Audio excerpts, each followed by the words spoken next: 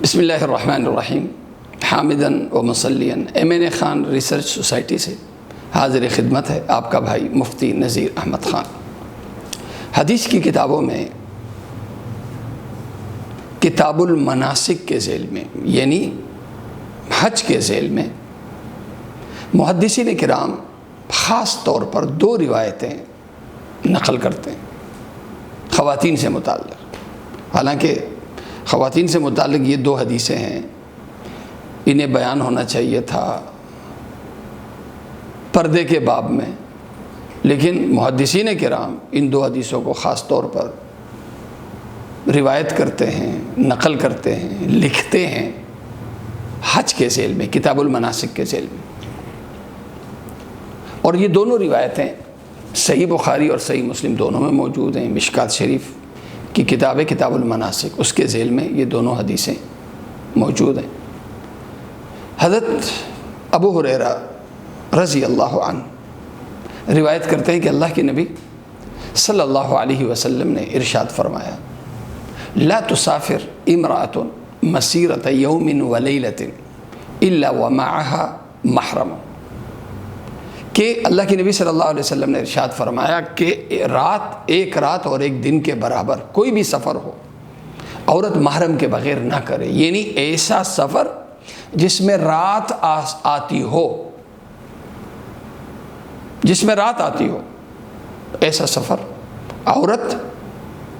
محرم کے بغیر نہ کرے۔ خواتین اکیلی خواتین کی جماعت کے ساتھ ہو یا اکیلی ہو،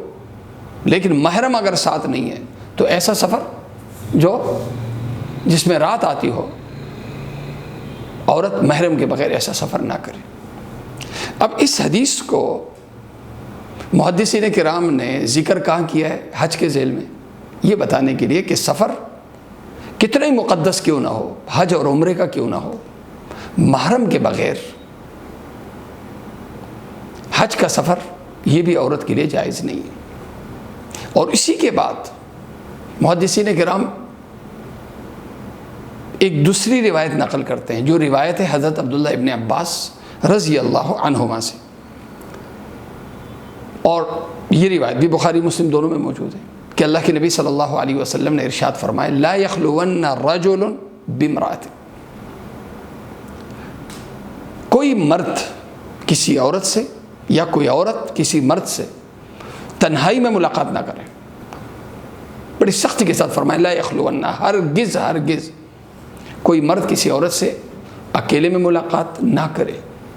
ولا تسافرن امرأۃ، اور ہرگز ہرگز کوئی عورت محرم کے بغیر سفر نہ کرے۔ جب یہ حدیث اللہ کے نبی صلی اللہ علیہ وسلم نے بیان فرمائی تو ایک صحابی کھڑے ہوئے، عرض کیا، یا رسول اللہ اکتتبت فی غزوۃ کذا و کذا، یا رسول اللہ میں نے اپنا نام لکھوایا ہوا ہے ایک غزوے میں، ایک جہادی لشکر میں، وخرجت امرأتی حاجۃ، اور میری بیوی ہے وہ حج کرنے کے لیے جا رہی ہے محرم کے بغیر، مجھے کیا کرنا چاہیے؟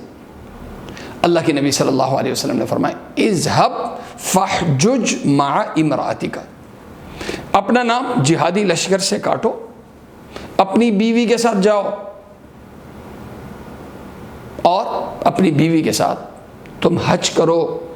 کیونکہ یہ سفر محرم کے بغیر ہوگا، اور محرم کے بغیر کتنے ہی مقدس سفر کیوں نہ ہو، محرم کے بغیر وہ جائز نہیں ہے۔ اس لیے حج کا سفر ہو محرم کے بغیر ہو تو یہ حج گناہ کے ساتھ ہوگا،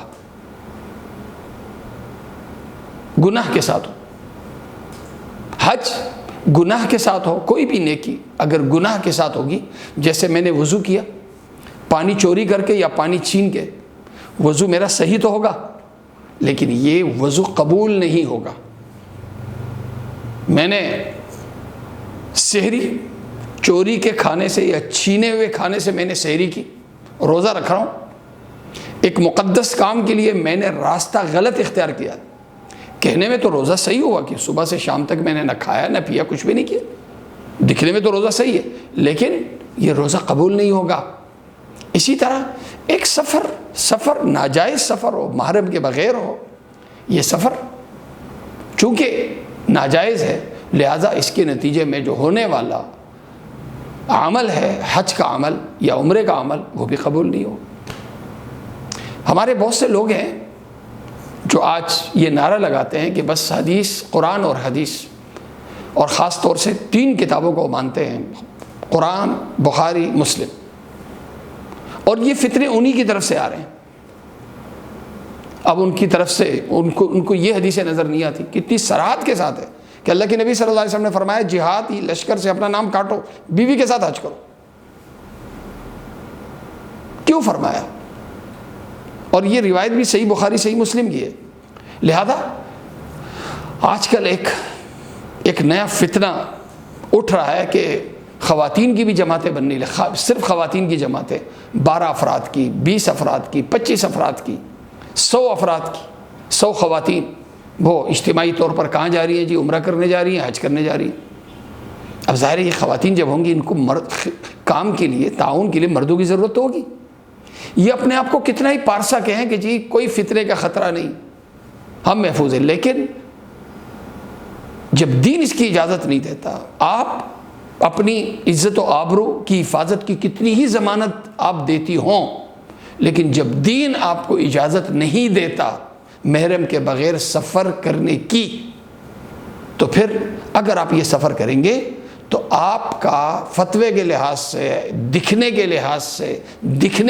سے یہ عمل کتنے ہی آپ کو صحیح نظر آ رہا ہو، لیکن چونکہ گناہ کے ساتھ یہ عمل ہوگا، اس لیے یہ عمل قبول نہیں بلکہ مردود ہوگا۔ لہٰذا ہماری خواتین خاص طور سے، ان سے میری درخواست ہے کہ اس طرح کی جو آج کل تحریکات چل رہی ہیں، اس طرح کی تحریکات سے، ترغیبات سے احتراز کیجیے اور شریعت کی 100% پابندی کے ساتھ حج اور عمرہ ادا کیجیے۔ اگر محرم میسر نہیں ہے تو چونکہ ایک معقول عذر ہے، لہذا محرم میسر ہونے تک آپ پہ حج بھی فرض نہیں ہے۔ جس طرح اگر توشہ نہ ہو اور سامان سفر کا خرچ نہ ہو، ٹکٹ کے پیسے نہ ہو، جیسے